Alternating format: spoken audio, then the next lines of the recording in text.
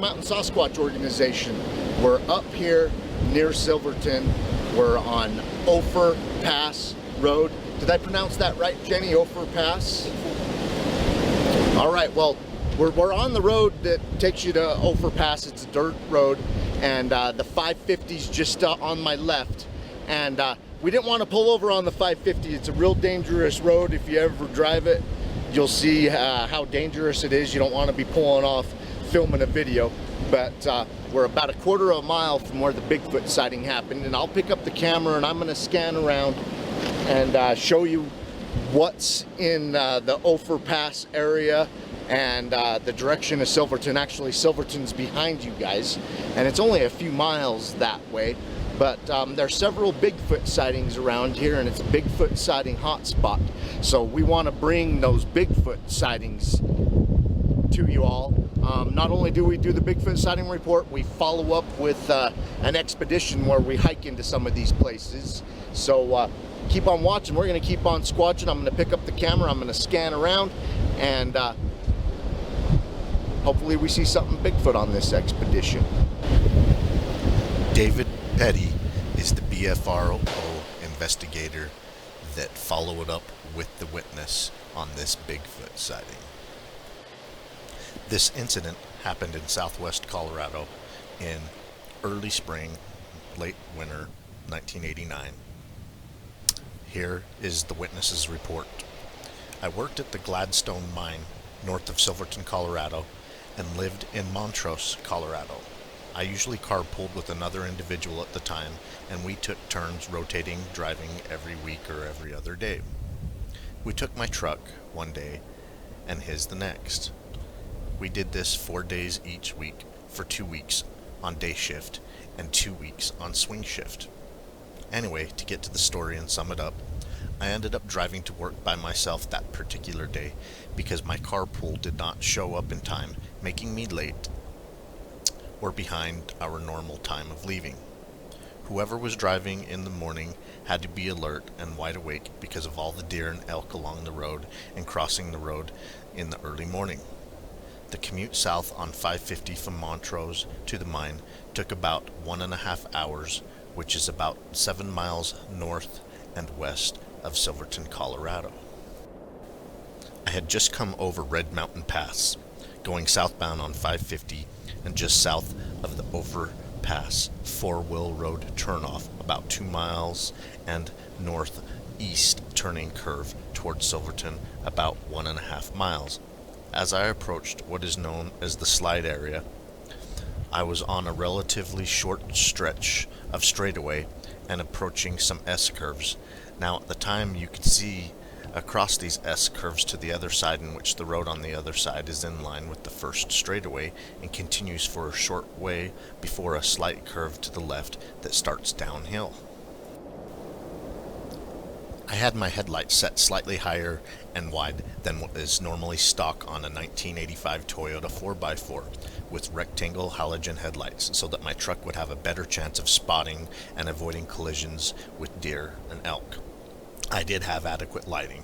Anyway, I am on the first straightaway. I could clearly see across to the second straightaway when I saw movement up on this high embankment to the left on the second straightaway about 50 feet above the highway and moving down the almost 80-foot tall and almost vertical embankment. What I saw was not clear until it came directly into the path of my headlights, which were on bright by then. It was standing upright and took about 4 steps from the embankment to the other side of the 2-lane highway and paused slightly in front of a 12-foot tall or taller big yellow diamond-shaped sign that warns of the slide area ahead. It appeared that this creature was slightly blinded or confused by my headlights and paused with 2 small, quick, shuffling steps and a slight glance in my direction before it dropped over the steep embankment on the west or right side of the highway. When the thing stood in front of the yellow sign, at first I thought it was a huge bear, then realized that bears do not travel around on 2 legs, and 10 to 11-foot tall bears do not exist in that area. I saw the glare of its eyes at least 3 times. It walked upright the whole time. Because of its height, gait, and posture, slightly slouched forward above the mid-back, and its multi-dark coloring, I always believed that I saw a Bigfoot. I tried to confide to a couple of friends what I had seen later that morning at work, but I was met with skeptical attitude. Therefore, I began to keep it to myself and only have discussed it with close people and still have met resistance in talking about it. The time of day was early morning, about 5:30 a.m. in the morning. Dark and little or no moon. The weather was clear and the temperature was mid 30 degrees. I did slow down at the crossing site and looked over the west side of the road as best as I could briefly, but hurried off in fear. After work, I drove back by the crossing site and stopped. I noticed 5 or 6 large indentions, all in a row, coming down the east embankment. It was very steep, with gray shell and dirt. The trail was a slight angle about 5 o'clock. These appeared to be hill marks like a human would leave descending a very steep slope, but much, much larger, disturbing the earth around them in a downward sliding motion around each track. I was, and still am, an avid rifle and archery hunter, as well as an experienced tracker and outdoorsman, and have hunted and camped excessively in southwestern Colorado and the San Juan Mountains. To me, it would be great relief to have it proven to the world that these creatures exist and should and could be studied with great restraint so as not to disturb them too much. I believe that it will just be a matter of time before their existence is proven to the world. Here's the follow-up investigation report by BFRO member David Petty. I discussed this incident with the witness for almost 2 hours and believe him to be entirely sincere regarding these observations. He emphasized that he is a lifelong hunter and outdoorsman with much experience in identifying Colorado wildlife and is certain of what he saw.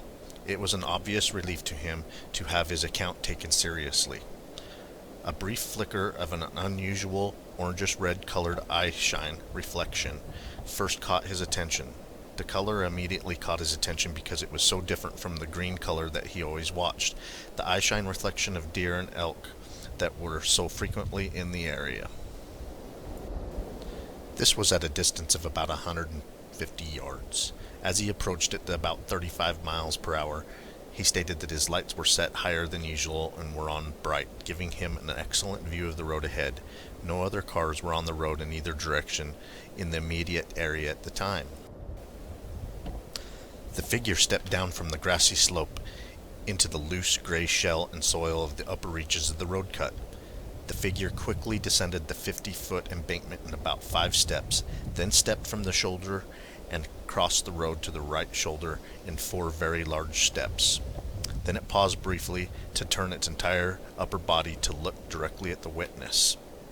While fully illuminated in the headlights, the creature then didn't just jump, but carefully negotiated the next step over the edge and out of view from the hillside toward the river and valley bottom.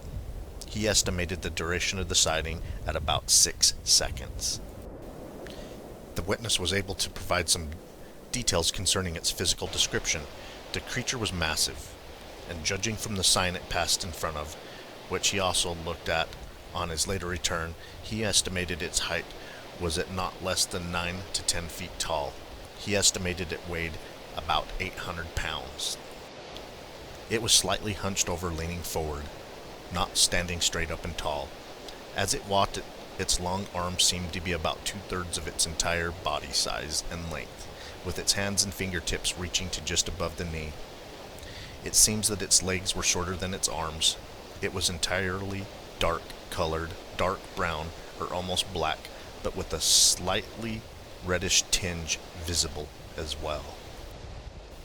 He noticed the swaying of the long hair, possibly 6 to 8 inches on the forearms and the back of the upper arms as it moved.